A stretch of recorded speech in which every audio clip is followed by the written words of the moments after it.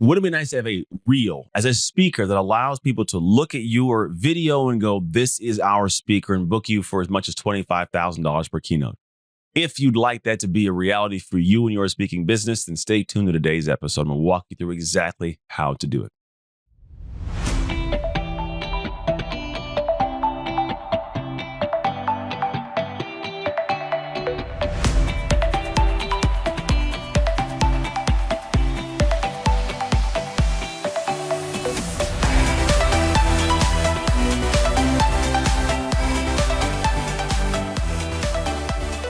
Now, hey, my name is Anthony Trucks. Welcome to the Speak to Freedom podcast. I am the host of the Speak to Freedom podcast. You've heard it now 3 times, right?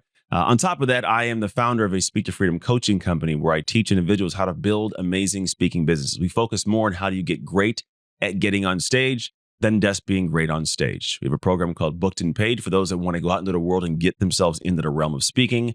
There's a program called the 6-Figure Speaker System. That is all about the speaking business systems you need to have a turnkey, systematic flow to allow to go out there and serve at a level of maybe 5,000 or 25,000 per keynote. And then we have our mastermind, those that want to have an amazing business that speaks as well as coaches and consults so you can get over that 6+ or 7-figure realm. Because honestly, it's doable if you do it properly. But here's one thing. I want to dive in today to how you can actually build up an amazing speaker reel that allows someone to look at you and see your value. And I'm going to also from there walk you through some of the steps and structure of what we teach our clients that allow them to make these reels that are game changers. Now, yes, there are people in the world that can go and create amazing, edited videos and do beautiful stuff. But if they don't do the pieces that I talk about here today, you'll find yourself with this amazing, worthless piece of video. It looks great. There's a great job of presenting this beautiful edits and transitions, but what you'll run into, nobody books you. And I'll show you why. I'm going to tell you a quick story, and this should actually be able to make sense as to why I'm the one to talk about this. I now work with companies like Amazon, PayPal, T-Mobile, Google, like a lot of these cool companies. And I go and speak and I talk on stages, serve their people, and turn into coaching, consulting beyond that. But it didn't always start that way. In fact, one of the very first companies I worked with was T-Mobile. Now, I had a call with them. It was a good conversation. It was actually about the pandemic era. Oddly, it's when the kind of time frame was. And they're looking for a speaker, actually multiple speakers to do a day of learning, they called it. So my team and my agent, which was just my bureau and my agent I worked with at the time, were like, hey, we're going to get you in front of these people. And so I'd kind of on my own been able to build up to about 5,000-10,000 per keynote, maybe 15 on some of the high stretch shoots, but not consistently. And even the ones where it was more so because I had a good skill of speaking, but didn't have a pure message, and it was kind of incongruent. And so what ended up happening is I got to this discussion point with T-Mobile, and then had a talk, and we're on the phone, and they're like, hey, what's your message? What's the teaching behind it? How does it work? And I could kind of see them like nodding their heads, but if I'm being honest, I knew they didn't get it. Like I knew they didn't fully understand what I was talking about, but I thought like, hey, I've gotten through some before. I'm going to get this one. It's a $25,000 booking, by the way. So I'm like, I'm going to get this. It's going to be great, And didn't get the booking. And it sucked because I'd spent a lot of time on preparing and talking and, get all these things drawn out. And I was like, God, this is going to be great when I get it. Lost it. It was a tough one. I was so close to the finish line. I thought I had this thing locked in, and I did not. And so I got to this moment in time where I started questioning, like, why? Why am I not getting this booking? Because at the exact same time, I've got other people I'm talking to. I'm doing like up to 10 calls for these speeches for potentially getting booked. And I'm maybe getting 1 or 2 of them. And I couldn't understand what the situation was. And so what I did is I kind of, I took my lumps and I sat back. And I remember I had a call with my agent who had, kind of give me some feedback. And I talked to one of the bureaus. I said, hey, what was the feedback? Like, why did they not go with me? And she says, let me ask. And she asked. And then the feedback she got was they didn't understand my message. They didn't really fully get my story and how it fit for their people. It just didn't make complete sense. It was essentially they were saying, we don't get you. If we don't get you, we're not going to understand why you're going to help our people, right? That was the big key. And I heard that and I go, they don't get me. Why don't they get me? I thought I answered their questions. And what I was doing on the phone was telling them all about my process and what my things may be and how I could serve their people. And I'm great at speaking. And right, this is what I'm talking about. It's not what they want. They don't just want to have someone that can, talk. Like they need someone that can convert an idea into motion for their people. That was a big piece of the pie for me to figure out why I needed to work on some things. So I did. I had to go back to the drawing board and really figure out, how do I improve in this area? How do I make this a much better flow? And you should be thinking that too. How do you make your ability to market yourself to great speeches, or great stages that have speakers to make them want to work with you because you're trying to access higher budgets. That's the big goal. Like for me is to access a higher budget, not just to go, hey, can I drum a bunch of money up from people that can't afford me, but go, who can afford me? How do I get in their stage? How do I access that level of budget all over the world to where whenever someone's looking for a speaker at that price point or that level of value, I'm a guy that's in the runnings and can actually get the booking. And I realized if they don't get me, then nobody's getting me. Like no one at that level is going to get me. If they can, I spent time on the phone with them, right? So I had to kind of go back and start asking questions of what's my message? How does it work? How does it fit? And I had this weird thought of one, yes, I had to figure out a message and the process of my value. And that's a different story for a different podcast. But then here's what took place is I go, well, what do we send them? They said, well, they got a chance to watch your video, your speaker reel. I go, okay, that was it? They go, yeah. I go, so they didn't get it from the speaker reel? They go, no. I go, what was their feedback? And so she actually asked and it says, well, it looks good, but yeah, that didn't help us much in the decision. We had to hop on the phone with them because they had to hop on the phone with me to get a breakdown of it. And I just kind of went off in tangents and they never really fully got a grip on what my message was or my value was to them. I go, maybe that's the area. So I started doing some research and looking around the world of like, what are some things that I can do to communicate my value in a video better? Like, how do I actually go the route of making this video get me like highly interested people wanting to pay me to come talk to their audience? And then here's what I ended up figuring out was very simple in terms of how it's transpired. I said, well, when it all takes place, like I was like, how does it work with people in the videos? How do they look at them and with the team? Like what goes on? They go, oh, what happens is they end up getting these videos from different speakers they're looking at. They assign a video to a different individual on the team. They then go away and they watch the video. And then they come back to a meeting and go, hey, who was your person? Why should we book them? And each person would come in and go, hey, we got a person, this person, I don't think they're a fit, right? Okay, cool. But then someone goes, I think this person's a fit in the video. And they go, oh, great. Here's the key things. They go, what is their message and how does their story come across? That's what they're actually asking. Like if I'm in a committee with people and you were a person who watched a video of a different speaker and you said, this person should be our speaker for an event in front of our 2,000 different team members, they're going to ask, what's the message that's going to be valuable to our team members that you've watched? What's their story that makes sense? So think about it. If that's the question being asked, don't you think it should be answered in the video?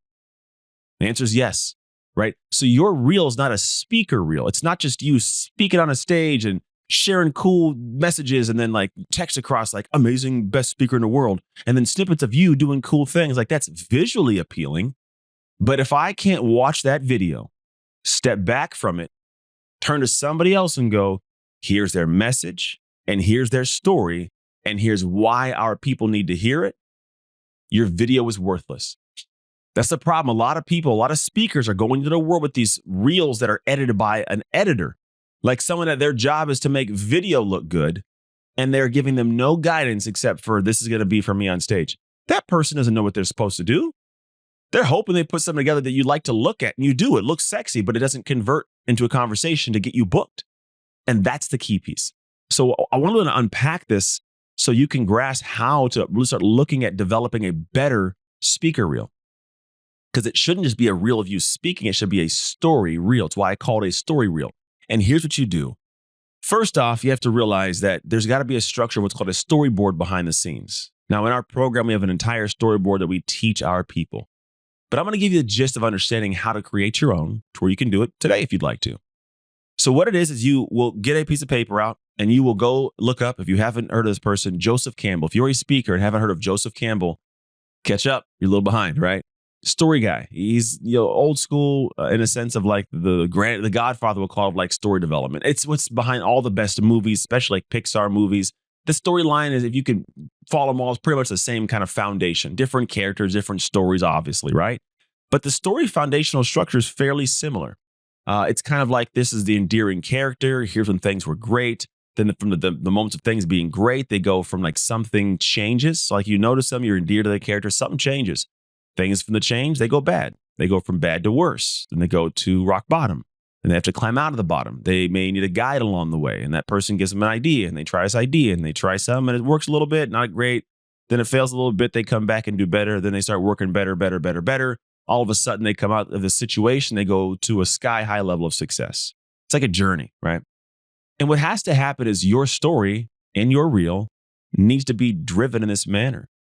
But it has to come across with story, with different pieces of snippets and sound bites and things that you language up so that somebody can watch the video and then feel the ride of the story. And it may not always be snippets of you on stage talking about it. We'll talk about that in a second. But you got to make sure you're weaving this in. And so what you'll do is create a storyboard that says, here's the flow of my story.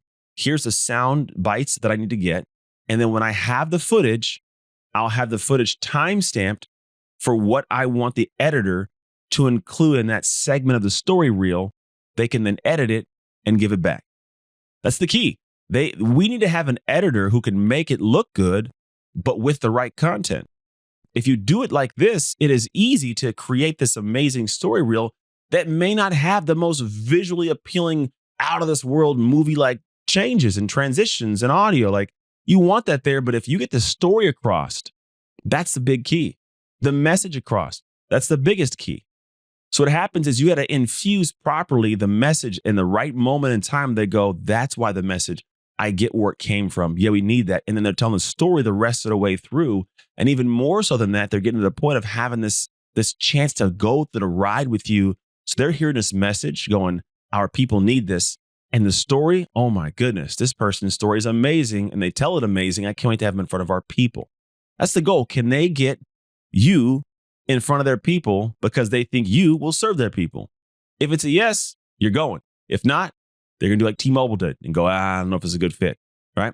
And so how do we do that? Well, you got to look through your life and unpack your stories. You must create a hallway story database, a database of all your stories that fit fluidly so you can go, here's where I can pull stories to infuse in. That's a different conversation for a different rate. Do just simply get a base that has all your stories and structure it. Make all your stories live in one place so you can go find them when you need them. Cool? Cool. Then structure a storyboard that breaks down the key critical phases of Joseph Campbell's story structure into a way where you can go, I get this stage goes here, then this stage, then this stage, then this stage, and it works its way down. As it works its way down, you can easily pop in at any given moment and put sound bites of what you want there. Now, how do we get the sound bites? Multiple ways of doing this. Obviously, one is going to be you on a stage. You get on a stage, and whatever way you can get in a stage, and you film just those little sound bites, 5 to 15 seconds maximum they should be, that are going to cover the segment that has to be there as it moves through the storyboard. Then you can also do it in multiple other ways. You can do it in a podcast. You can get in a podcast and go through it, but make sure you're stating certain parts of your story when that comes up that can be grabbed for sound bites and placed into the actual storyboard structure, right? And it's, everything hinders on the storyboard's needs for sound bites. We're talking about how to get those sound bites. So again, on a stage, giving a speech, on a podcast, face to camera, just like I'm doing to you. Record yourself talking to the story points. Just talk to them and then literally flow through it and then take that snippet later, move it somewhere else. You can do a beautifully edited reel. Here's one kind of unique way. You get the reel, you play it on your phone, you have somebody else with their phone record over your shoulder you talking, right? They're watching the video of somebody watching you. So it's like you're seeing this person's hand over the shoulder watching you talk. And the thing is, that sound, you would obviously not have the phone recording sound. You take the sound from that video and that would play on the main reel so it sounds good, but they're watching you give this little part of your story, right? Simple way of doing it. You can do it as a sound, a voiceover to where you can have the voice telling that and then just get B-roll. It ain't even got to be you in the B-roll. It could be cityscape and people walking and dogs barking and playing around, running around. But you are the voice in the background. So you have sound in the background, just use a voiceover, someone over your shoulder watching a reel you created, an actual face-to-camera video or reel. You could have a podcast. You could have you on stage. You see how many options you could have? And then what you do is you give these little pieces to the editor and you say, here are the 2 options timestamped at this part of the video that have got to be here. You give them the actual storyboard, obviously. And what the editor can then do is go in and edit this stuff all together. Now, I'm going to tell you what happened when I did this. 6 months later, I got into a conversation again with T-Mobile again about an opportunity that was previous, the same one as previous. And I don't think they were too like wide open to it, but somebody kept pressing them like, I promise we could have a better round this time with the guy. And so we hopped on, and sure enough, I had a better reel. I had better language. It made more sense to them. They're like, we get why it fits. Thank you. This is great. We think it'd be a perfect fit for our people, because they finally knew my message and they knew my story and how it connected to their needs for their group of people, 19,000 employees. And so we did that, and we got all figured out, got the booking, $25,000 booking. It gets better though. I fly out to, where is it? Overland Park, Kansas, where the campus is for T-Mobile. And they have this big, humongous pink room, and I do my keynote. Here's the weird part. I did my keynote in a pink room with literally nothing around me and nobody there. It was pandemic, so nobody was even in the room. I had the cameraman who was behind the big, huge camera, so I couldn't even see his face. And then it was just me talking to nothing. I couldn't hear voices. There's nobody there. I'm talking in this big open room, giving a whole, 50-minute speech, guys, to myself. That was weird. But I got done and I walked out, right? It was a great time. They enjoyed it, came in. It was amazing, right? I later found out that when they did the scoring and they had all the people give ratings, I am the highest rated speaker in T-Mobile's history. All because I finally got an opportunity that came because I finally improved my story reel. So if you take into account what I just talked you through and you actually infuse these things properly into your strategy for developing your reel, you'll make a world-class reel. It's not that hard. It just takes some time. It's not, we'll call it this way. It's fairly simple, just ain't easy. And it's definitely not impossible to do. But you have to think through it, spend some time on it. Now, if you want help with this, obviously we can help you. Go to speaktofreedom.com. We'll show you exactly how our company works and does all this. We actually build these reels for our people. We edit it for you. Just got to do some of the intro portion, but I coach through it. But if you're in any place as a speaker who wants to go from quite literally not speaking up to 25,000 plus per keynote, we have something that'll fit you that is very well designed. And I've taken a lot of time, a lot of pride in what we've built for our clients. So that's it. I hope you enjoyed this video. Also, there's going to be some links down below in the body you'll see, but that's it. Enjoy the rest of your day. I hope you enjoyed the Speak to Freedom podcast. And if you want some more help, go to speaktofreedom.com.